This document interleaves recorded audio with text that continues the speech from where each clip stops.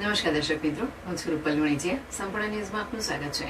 થરાદમાં LCB વાવ થરાદની ટીમે patrolling દરમિયાન મોટી કાર્યવાહી કરી ખોટી નંબર પ્લેટ લાગેલી ટોઈંગ ક્રેનમાંથી વિદેશી દારૂનો જથ્થો ઝડપી પાડ્યો છે.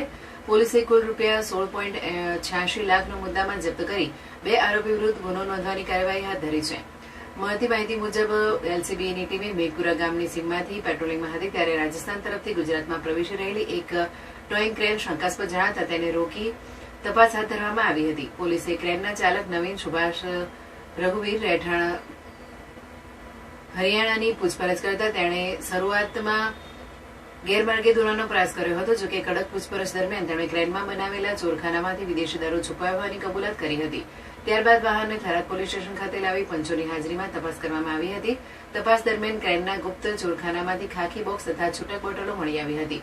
કુલ ₹1,560 બોટલો વિદેશી દારૂ મળી આવ્યો હતો, જેની કિંમત આશરે ₹9.81 લાખ હોવાનું જાણવા મળ્યું છે. પોલીસે દારૂ ઉપરાંત 7 લાખની કિંમતની ટોઈંગ ક્રેન, એક મોબાઈલ ફોન અને ખોટી નંબર પ્લેટ સહિત કુલ ₹16.86 લાખનો મુદ્દામાલ જપ્ત કર્યો હતો. તપાસમાં સામે આવ્યું છે કે ક્રેન પર ખોટી નંબર પ્લેટ લગાવવામાં આવી હતી.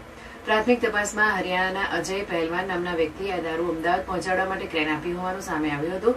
પોલીસે બંને આરોપીઓ વિરુદ્ધ પ્રોહિબિશન એક્ટ હેઠળ ગુનો નોંધી વધુ તપાસ શરૂ કરી છે.